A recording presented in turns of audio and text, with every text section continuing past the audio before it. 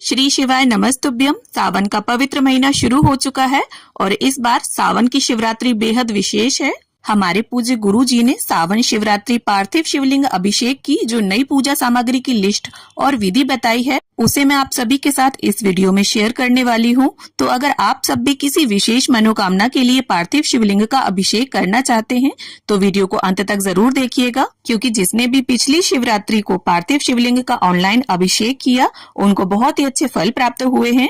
तो इस बार आप भी 23 जुलाई सावन शिवरात्रि की शाम को 7 बजे से पार्थिव यानी मिट्टी के शिवलिंग का निर्माण, अभिषेक, पूजन और पूजन के बाद विसर्जन जरूर से करें, ताकि आपकी भी सभी मनोकामनाएं बाबा पूर्ण करे। तो अभिषेक के लिए हमें कौन कौन सी सामग्री चाहिए और कितनी कितनी चाहिए, वो सभी सामग्री मैं आपको दिखा देती हूँ और आप एक लिस्ट तैयार कर लीजिए और अभिषेक से पहले सारी सामग्री अपने पास रखकर बैठिए, क्योंकि एक बार जब आप अभिषेक के लिए बैठते हैं तो बार बार हमें उठना नहीं चाहिए। और कुछ सामग्रियां ऐसी हैं जो आपको ना मिले तो उनके लिए गुरुजी ने विकल्प भी बताए हैं। तो देखिए, अभिषेक के लिए हम सबसे पहले एक थाली लेंगे और थाली पीतल या कांसे यानी शुद्ध धातु की आपको एक थाली लेनी है और थाली थोड़ी गहरी लीजिए, जिससे जब हम अभिषेक करें तो सामग्री बाहर ना आए। इसके बाद हम एक बेलपत्र लेंगे। बेलपत्र भी कहीं से भी टूटा फूटा ना हो, साबुत बेलपत्र आपको लेना है। अब लेना है आपको एक कटोरी या कोई भी पूजा का ऐसा पात्र जो थोड़ा ऊंचा हो, उस पर बेलपत्र को रखें। अब हमें लेने हैं मिट्टी से बने एक शिवलिंग, और शिवलिंग जो भी अभिषेक करेगा उसके अंगूठे के आकार जितने होने चाहिए, और इस बेलपत्र पर हम उन्हें विराजमान कर लेंगे। और ये देखिए, अभिषेक से 1-2 घंटे पहले आप शिवलिंग को तैयार करके रख लें, और अगर शाम को समय ना हो तो सुबह भी तैयार कर सकते हैं। बस आपको करना क्या है, 1-2 अक्षत शिव जी के ऊपर रख दीजिए, जिससे पूजा का जो फल है वो इंद्रदेव ना ले पाए। अब हमें लेना है 1 लोटा शुद्ध जल। तो इस जल के लोटे में पहले आप गंगा जल डालिए, फिर उससे शुद्ध जल से भरिए और अतिरिक्त जल भी अपने पास रखकर बैठिए, जिससे अभिषेक के लिए जल कम ना पड़े। अब दूसरी जो वस्तु है वो है पंचामृत। तो यहाँ पर मैंने 5 चीजें मिक्स कर ली हैं आपस में। आपको 5 चीजें दूध, दही, घी, शहद, शक्कर अलग अलग भी थोड़ी थोड़ी मात्रा में रखनी है। अब सभी को तिलक करने के लिए हम यहाँ पर चंदन रख लेंगे। तो आप पीला चंदन या फिर सफेद चंदन भी रख सकते हैं। और इसके बाद गणपति जी को और माता गौरी को तिलक करने के लिए यहाँ पर हम रोली ले लेंगे।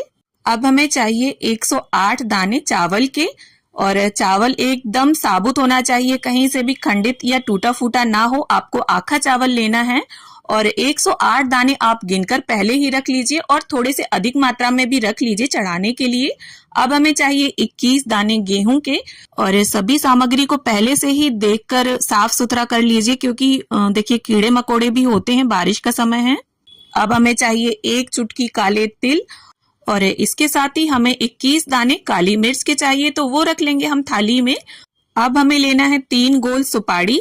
तो 1 सुपारी माता गौरी के रूप में विराजमान करने के लिए, 1 सुपारी गणपति जी के रूप में, और तीसरी सुपारी संकल्प के लिए हमें चाहिए। अब जो अगली वस्तु हमें चाहिए वो है 5 कमल गट्टे। तो इस प्रकार से होते हैं ये, और पूजा पाठ की शॉप पर आपको ये आसानी से मिल जाएंगे। अगर ये ना मिले तो इनकी जगह पर आप 5 कमल के पुष्प भी चढ़ा सकते हैं, ऐसा गुरुदेव ने बताया है। अब यहाँ पर कुछ टिक्कियां हम कपूर की ले लेंगे। अब जो अगली वस्तु है वो है 5 हरी इलायची और 5 लौंग।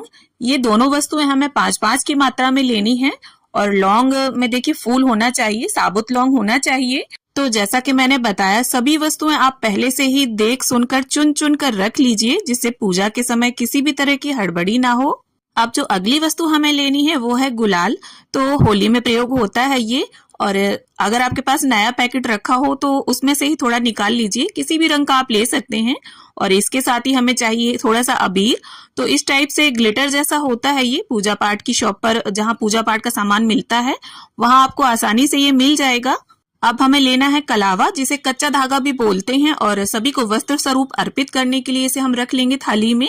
और इसके साथ ही हमें चाहिए 2 जनेऊ, एक भगवान शिव शंकर को अर्पित करने के लिए, एक गणपति जी के लिए, और इसके साथ ही इत्र ले लेंगे हम थाली में। अब दक्षिणा स्वरूप अर्पित करने के लिए हम कुछ सिक्के रख लेंगे, और इसके साथ ही एक आरती की थाली हम अलग से तैयार करेंगे, जिसमें हमें एक बड़ा सा दिया लेना है। ये अखंड जलेगा पूरी रात्रि, तो थोड़ा बड़ा लें आप। और एक छोटा नॉर्मल दिया हमें लेना है आरती के लिए। तो यहाँ पर मैंने पीतल के दिए लिए हैं, आप दोनों दिए मिट्टी के भी ले सकते हैं। इसके साथ ही धूप बत्ती और माचिस भी इसी थाली में हम रख लेंगे। और इसके बाद जो अगली सामग्री है वो है 7 बेलपत्र। तो हमें 7 बेलपत्र लेने हैं और बेलपत्र भी देखिए सुबह मंगाकर आप रख लीजिए, फ्रिज में इन्हें स्टोर कर सकते हैं। और बेलपत्र भी कहीं से भी टूटा फूटा नहीं होना चाहिए, एकदम साबुत बेलपत्र आपको लेना है। और इसके साथ ही एक चाहिए हमें धतूरे का फल, इस प्रकार कांटेदार होता है, भगवान भोलेनाथ को ही अर्पित होता है। और इसके साथ ही हमें चाहिए 7 लाल गुलाब, और अगर गुलाब के पुष्प ना मिले तो जिस भी रंग के पुष्प मिले वो ले सकते हैं आप, या फिर गुलाब की पंखुड़ियों से भी काम चला सकते हैं। अब इसके साथ ही हमें चाहिए 7 शमी पत्र, तो इस प्रकार से होते हैं ये। और अगर आपको शमी के पत्ते ना मिले तो इनकी जगह पर आप 7 अक्षत भी अर्पित कर सकते हैं। और इसके साथ ही अब हम थाली में रख लेंगे दूब घास, ये भी गुरुजी ने बोली है और नई सामग्री है ये। और अब हमें लेने हैं 2 पान के पत्ते, तो आपको पत्ते ही लेने हैं, लगा हुआ पान नहीं लेना है। तो इस प्रकार से हम पत्तों को भी थाली में रख लेंगे। और इसके बाद हमें भोग में अर्पित करने के लिए चाहिए 5 प्रकार के फल, और अगर 5 प्रकार के ना हो तो कोई भी एक फल 5 की संख्या में रख सकते हैं। तो यहाँ पर मैंने 3 अनार और 2 आम रख लिए हैं। और भोग में अर्पित करने के लिए कुछ मिष्ठान आपने बाजार से मंगाया हो या घर पर कोई मिठाई बनाई हो तो उसे भी आप रख लें। और इसके साथ ही माता पार्वती को अर्पित करने के लिए हमें हल्दी, कुमकुम और मेहंदी, ये 3 वस्तुएं गुरुदेव ने बोली हैं। इसके साथ आप देखिए 16 श्रृंगार की सामग्री भी अर्पित कर सकते हैं, या जो भी चढ़ाना चाहें आप अपनी समझदारी से भी आप चढ़ा सकते हैं, किसी भी तरह की कोई मनाही नहीं है। तो यहाँ पर मैंने हल्दी पाउडर लिया है, आप चाहें तो जो गांठ वाली हल्दी आती है उसे घिसकर पेस्ट बनाकर भी अर्पित कर सकते हैं। और मेहंदी जो है वो आप पैकेट वाली अगर लेते हैं तो उसे घोल कर अर्पित करें पेस्ट बनाकर, और अगर कोन वाली लेते हैं तो वो तो गीली ही होती है। तो दोनों में से कोई भी मेहंदी आप अर्पित कर सकते हैं। इसके साथ ही अगर आप महाकुंभ स्नान के लिए गए थे प्रयागराज और कोई विशेष वस्तु लेकर आए हैं तो उसे भी यहाँ भोले बाबा के समीप रख दें, जिससे जब मंत्रोच्चारण द्वारा हम अभिषेक करेंगे तो ये वस्तु भी अभिमंत्रित हो जाएगी। तो मैं प्रयागराज से रुद्राक्ष लेकर आई थी, जिन्हें मैंने शिव जी के समीप ही रख दिया है। तो इस प्रकार से ये वो टोटल सामग्री है जो 23 जुलाई सावन शिवरात्रि की शाम को पार्थिव शिवलिंग पूजन के लिए हमें चाहिए।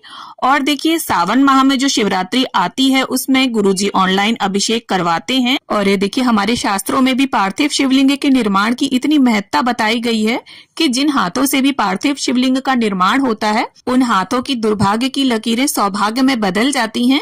तो अपने हाथों से आप पार्थिव शिवलिंग का निर्माण अवश्य करें।